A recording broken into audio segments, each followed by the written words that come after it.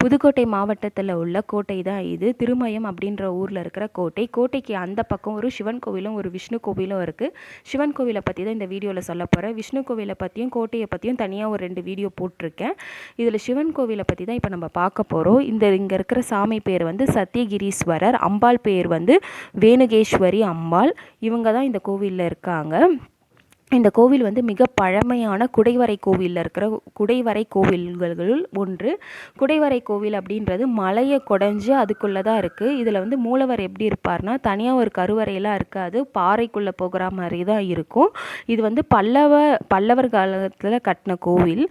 இது வந்து 1300 வருஷம் பழமையான கோவில்களில் ஒன்று. இந்த கோவிலை வந்து ஃபஸ்ட்டு பல்லவர்கள் கட்டினாங்க. அதுக்கப்புறம் ராஜராஜ சோழன், ராஜேந்திர சோழன், அப்புறம் பாண்டியர்கள் இவங்கெல்லாம் வாழ்ந்த கல்வெட்டுகள் இந்த கோவிலுக்குள்ளே இருக்குது. இந்தியாவிலே ரொம்ப அரிதாக காணப்படுற கோவில்களில் இந்த கோவிலுமே ஒன்று. ஏன்னா ஒரு சிவன் கோவில் ஒரு விஷ்ணு கோவில் பக்கத்தில் ஒரு 5 நிமிஷம் கேப்லேயே வந்து சிவன் கோவிலும் விஷ்ணு கோவிலும் வரும். சிவன் பேர் வந்து சத்தியகிரீஸ்வரர், விஷ்ணு பேர் வந்து சத்தியமூர்த்தி பெருமாள். 2 கோவிலுமே ஒரு 5 to 10 மினிட்ஸ்குள்ளேயே போயிடலாம்.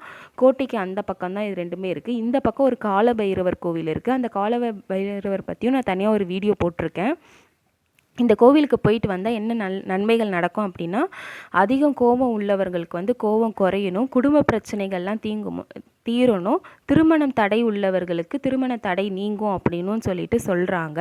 இந்த கோவிலுடைய தல வரலாறு என்ன அப்படின்னா, சத்திய மகரிஷி வந்து இந்த மலையில் தான் வந்து தவம் பண்ணாருன்னு சொல்கிறாங்க. அப்படி ஒரு நம்பிக்கையும் இருக்குது. சத்திய மகரிஷி வந்து இந்த மலையில் கடுமையாக தவம் செஞ்சு சிவபெருமானை இந்த கோவிலில் தான் பார்த்தாங்க அப்படின்னு சொல்லிட்டும் சொல்கிறாங்க. சத்தியகிரி, இந்த மலையோட பேர் வந்து சத்தியகிரி மலை. சத்தியகிரி அப்படின்றது உண்மையின் மலை அப்படின்னு சொல்லிட்டு சொல்கிறாங்க. சத்தியகிரீஸ்வரர் வந்து உண்மையின் நாதன் அப்படின்னு சொல்லிட்டும் சொல்கிறாங்க. இந்த கோவிலில் வந்து உண்மையாக இருக்கணும் அப்படின்றது தான் பொருளே, பொய் சொல்லாமல் அந்த மாதிரிலாம் இருக்கணும் அப்படின்னு சொல்லிட்டு தான் இந்த கோவிலில் வந்து பல்லவர்கள் காலத்தில் பண்ணுற அரிதான கல்வெட்டுகளும் இருக்குது. இசை வீணை வாசிக்கும் முறைகள், பண்டைய இசை குறிப்புகள் எல்லாமே இந்த கோவிலில் இருக்குது அப்படின்னும் சொல்கிறாங்க. இந்த கோவிலில் வந்து சிவன் அம்பாள் வந்து வேணுகேஸ்வரி அம்மாள் அப்படின்னு சொல்கிறேன். அந்த அம்மாள் வந்து அந்த அம்பாளுக்கு அந்த பேர் வர காரணம் எப்படி அப்படின்னா, இந்த இடம் வந்து மூங்கில் காடாக இருந்தது. மூங்கில் அப்படின்றதுக்கு வேறு ஒரு பேர் வந்து வேணு. அதனால தான் இந்த அம்பாளுக்கு வந்து வேணுகேஸ்வரி அம்பாள் அப்படின்னு சொல்லலாம். பழமையான காலத்தில் இங்கு மூங்கில் காடாக இருந்ததுனால தான் அம்மாவுக்கு இந்த பேர் வந்துச்சு. இந்த இடத்துல வந்து முருகர் சாமியும் இருந்தாங்க, லிங்கோத்பவரும் இருந்தாங்க. லிங்கோத்பவரை பற்றி சொல்கிறதுக்கு ஒரு தனி வீடியோவே போடலாம், அவ்வளோ பெரிய விஷயம் இருக்குது லிங்கோத்பவரை பற்றி சொல்கிறதுக்கு. அதுக்கப்புறம் வந்து இந்த கோவிலுக்கு டைம் கிடச்சா நீங்கள் போய் பாருங்கள். 2 கோவிலுமே பார்க்கலாம். 2 கோவிலுக்குமே ஒரே மதில் செவரு தான், ஒரே ஒரு காம்பவுண்டுக்கு தான் இருக்கும் 2 கோவிலும். ஒரு கோவிலை தனியாக சுற்றணும் அப்படின்னா முடியாது. கொடிமரமும் இருந்துச்சு. யாரெல்லாம் வந்து புதுக்கோட்டை மாவட்டத்துக்கு போகிறீங்களோ அப்போல்லாம் 2 கோவிலுமே போய் பாருங்கள்.